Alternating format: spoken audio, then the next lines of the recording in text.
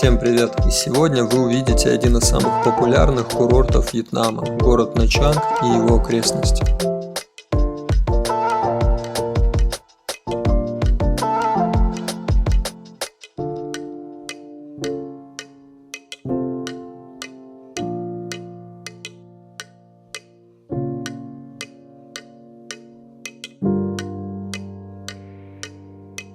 Город Nha Trang расположен на берегу теплого Южно-Китайского моря и является одним из самых популярных курортов Вьетнама. Особенно он полюбился туристами из России, потому что для россиян не требуется виза. К тому же зимой здесь очень тепло, в отличие от России. Посетил я этот замечательный город, когда коронавирус только появился, и никто еще не знал, что уже совсем скоро он заразит весь мир.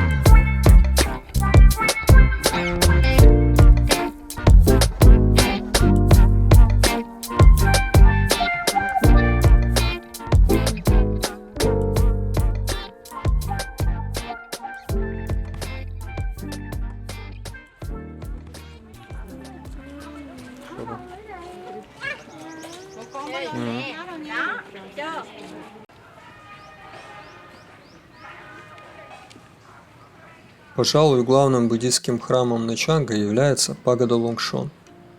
Пагода была построена в 1886 году и пережила ураган, из-за чего впоследствии была перенесена в другое место. Но и помимо стихийных бедствий, к сожалению, пагоду не обошла стороной война, во время которой она была сильно разрушена.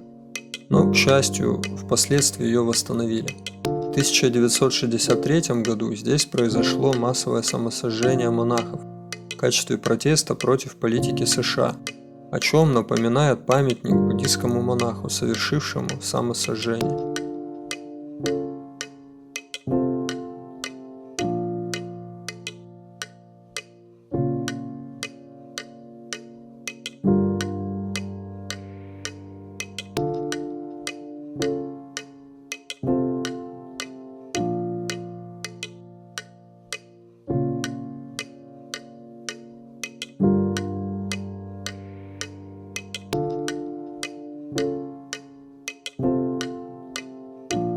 Одним из древнейших сооружений Вьетнама, сохранившихся до наших дней, является храмовый комплекс Панагар, которому уже не меньше 12 веков.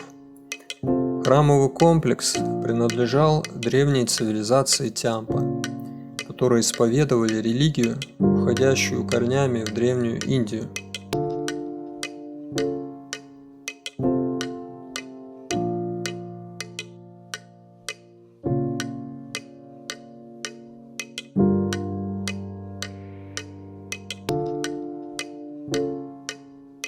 Шумные улицы – это типичная особенность Вьетнама и некоторых других стран Азии.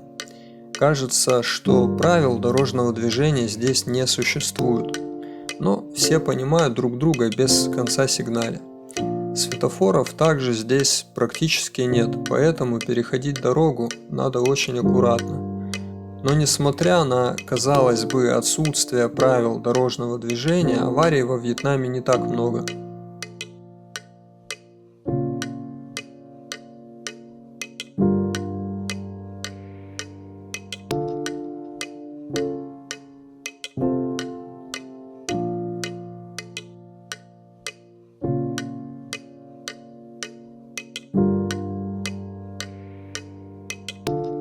Если вам необходимо добраться из одной достопримечательности в другую, можно использовать такси. К счастью, такси здесь недорогое.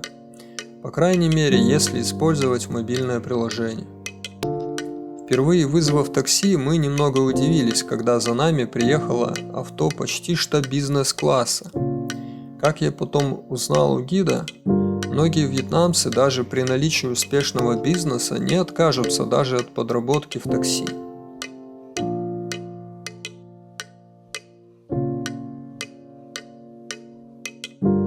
Винперл – парк развлечений, который находится на отдельном острове, является очень популярным местом. Добраться до него можно как по канатной дороге, так и по воде. За билет стоимостью около $50 вы можете пользоваться всеми аттракционами без ограничений весь день. Вас ждут водные горки, шоу с дельфинами, вечернее шоу фонтанов и многое другое.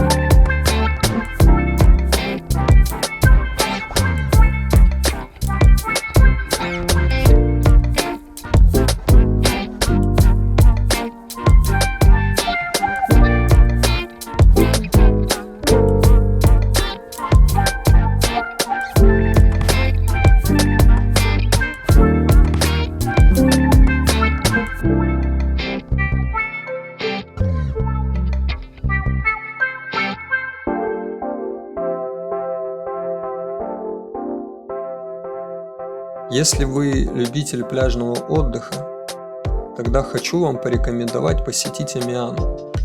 Это дорогой гостиничный комплекс, на территории которого находится лучший пляж, с мелким песком, уличными бассейнами, и попасть туда можно, купив билет на день. Кстати, в море там вода немного теплее, чем на общественных пляжах, и почти без волн.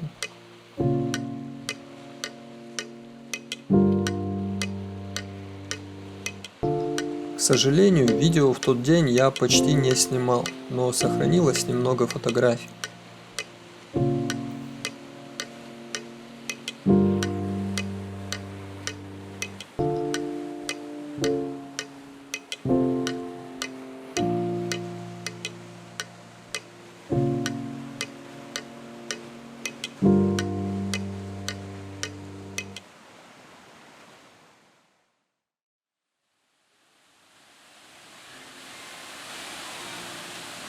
Как правило, во Вьетнаме очень жарко, и если вы устали от жары, можно съездить в Далат. Это город, расположенный в горах, в 130 километрах от города Нячанга.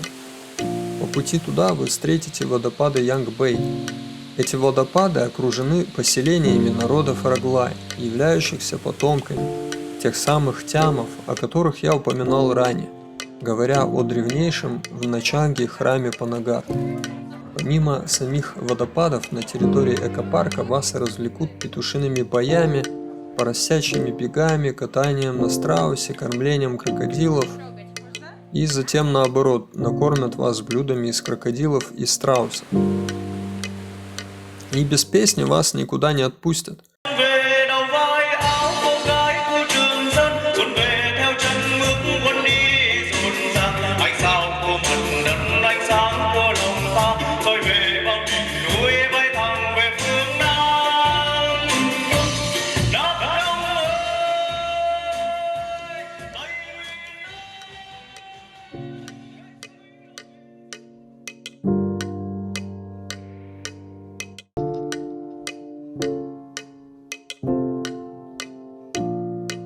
Для долгой истории Вьетнама Далат считается относительно молодым городом. Однако основали его не вьетнамцы, а французы в период французской колонизации в 1863 году. В то время французские офицеры вынуждены были соблюдать устав и ходить в форме, не предназначенной для жаркого тропического климата. Поэтому по просьбам французских офицеров и был основан город в горах с прохладным климатом.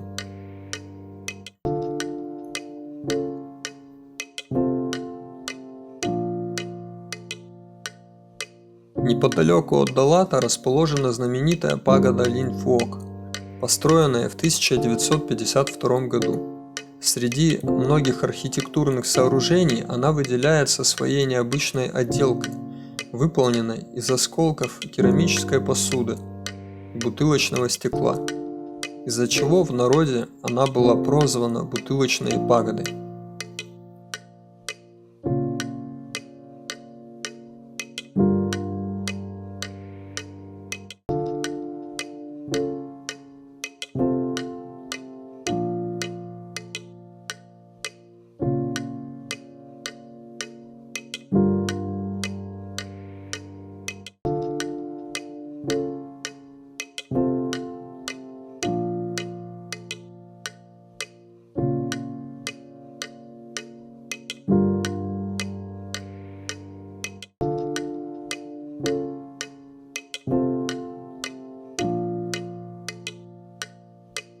Хотелось бы так много еще рассказать и затронуть многие темы, в том числе тему войны с США, которая оставила сильнейший отпечаток как на природе страны из-за использования США невероятного количества отравляющих веществ, дефолиантов и напалма, так и на особенностях менталитета и непосредственной численности населения.